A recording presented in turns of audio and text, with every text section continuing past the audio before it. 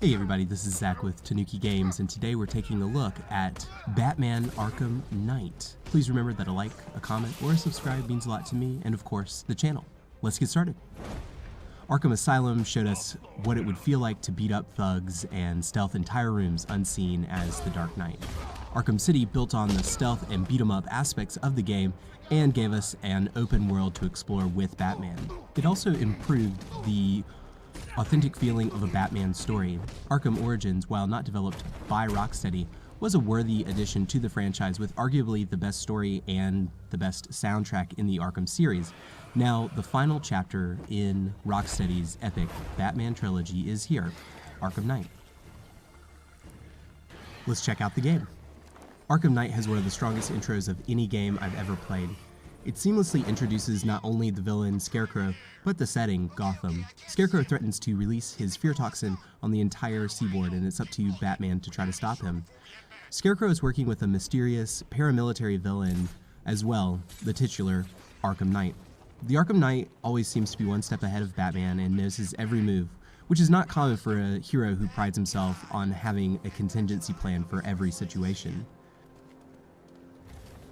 You meet many of the Bat family as well, from Robin to Nightwing, and Oracle, who previously was Batgirl. She plays a major role in the story, providing most of the motivation for Batman and driving your investment in the story. Arkham Knight puts many of Batman's closest allies in jeopardy with his knowledge of Batman's personality. Eventually, Batman must deceive his closest partners to continue his search for the Scarecrow and to discover the Arkham Knight's true identity. There are some truly heartbreaking moments in the story, as well as some major triumphs that make you root for Batman like you never have before. The major reveal of the Arkham Knight's identity is not much of a surprise, but you can forgive this. There is a parallel story about Batman's exposure to Joker's toxin from the Arkham City storyline. This helps put Joker in the game naturally. It also highlights how the Joker and Batman seem like they are polar opposites, but are in fact maybe two sides of the same coin. As a Bat fan, I really enjoyed Arkham Knight's story. It's probably the strongest plot in Rocksteady's Arkham trilogy. As a villain, Scarecrow breaks down Batman to his essence, a man who will do anything it takes to get what he views as justice. The delirious Joker monologues in Batman's head make the player question if Batman is losing his mind, and even if Batman is right. And the Arkham Knight's ability to predict Batman's next move keeps Batman on the back foot, and all of this really makes the plotline seem very important, and that it is the biggest thing that's happened in the story so far.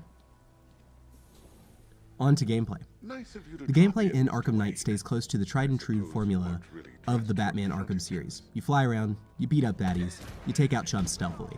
This all looks great, and it feels even better. The only thing that doesn't feel as visceral to me are the slow-mo final blows in battles. They just don't seem to have the same impact as before. I do miss the shock gloves from Origins too.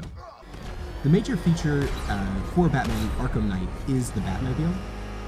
This proved to be a sore point for many longtime fans of the series, and I can see why. Rocksteady was in a tough spot with Arkham Knight. If they simply reiterated the Arkham formula, the game would have been critiqued as being too derivative, so having the Batmobile in the game seems like a good idea. The execution is the sticking point. While I liked how I could call the Batmobile while nosediving from the skyline of Gotham, the driving felt less pleasurable compared to gliding or ziplining across Gotham's vast map. Indeed, it felt so much easier to soak in all of the visually impressive and varied architecture while gliding than driving. The battle sections in the Batmobile start off as tolerable but work into tedium towards the final act.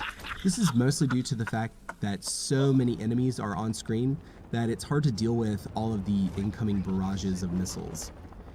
If you aren't feeling these sections, just bump down the difficulty to easy and plow through. There's plenty of good game left. The stealth sections in Arkham Knight feel great. There is a good variety in the environments this time. One in particular is on the set of a scary movie, which I love the motif, of course, but I also enjoyed how there was this backstage aspect to it, and there are all sorts of random movie props and things like this. There are also some stealth sections that were not in closed rooms. I enjoyed these. You could take out guards one by one or go inside to set traps and watch from afar the mayhem you had created.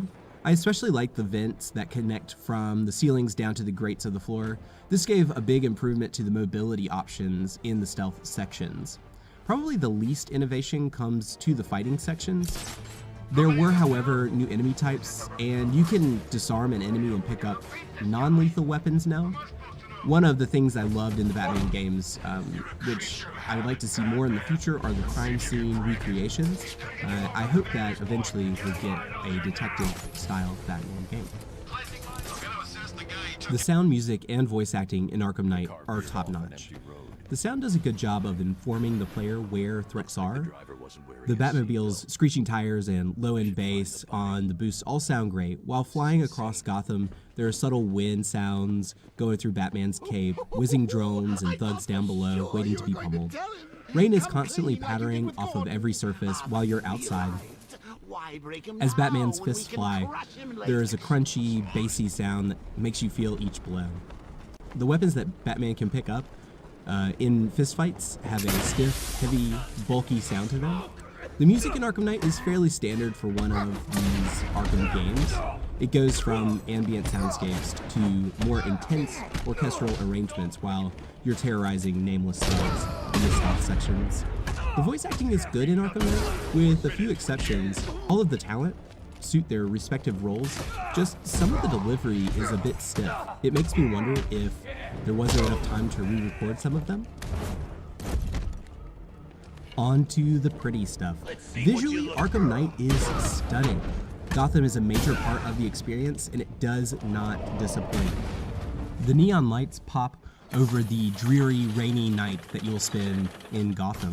The city has distinct neighborhoods with their own motifs. From shipyards to crowded urban skyscrapers, each area has its own feel. I like the tall statues and bridges that litter Gotham. They all have a Greek look to them that makes the city feel both grand and neglected at the same time. The interiors of the buildings have just as much attention to detail. The Art Deco style is used for many of the abandoned buildings. Inside GCPD and Batman's various hideouts, there are nods to previous games as well as Batman the Animated Series. While driving, the Batmobile constantly has particle and lighting effects bouncing everywhere. Batman himself is yoked. He is big, imposing, and he has a new suit. I like the suit as well as some of the details his gadgets now have. Since the Arkham games are in third person, you're going to spend a lot of time looking at Batman's cape. It looks great swaying naturally as he runs or flies. Gotham is covered in rain, and there are some excellent lighting effects shimmering on every surface. The Arkham Knight looks like a military-grade badass with his lit helmet and sharp, contoured body armor. Robin and Nightwing are a little disappointing for me. They don't look too intimidating, I think. There seem to be very little reused assets in the game. I applaud Rocksteady for putting so much detail into every aspect of the characters and world, big and small. You sure took your time back there. In the end, should you play this game? Yes. It costs $10 right now, and there's a lot of content to get through. I only played the main story and can't wait to do the side missions as well. Not to mention all the DLC, which will hopefully be packaged into a Game of the Year. While it's hard to see the Arkham series have its final chapter written, Arkham Knight gives us a good send-off. Without a doubt, there will be other Batman games in the future, but it seems unlikely that Rocksteady will be behind it.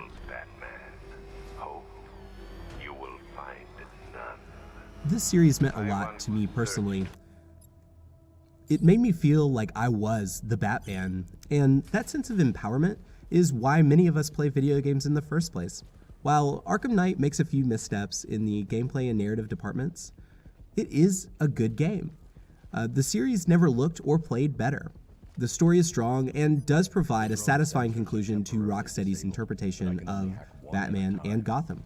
We'll just have to stay tuned to see what happens next. Same bat time, same bat channel. This is Zach with Tanuki Games. Please remember that a like, a comment, or a subscribe means a lot to me and, of course, the channel. Enjoy!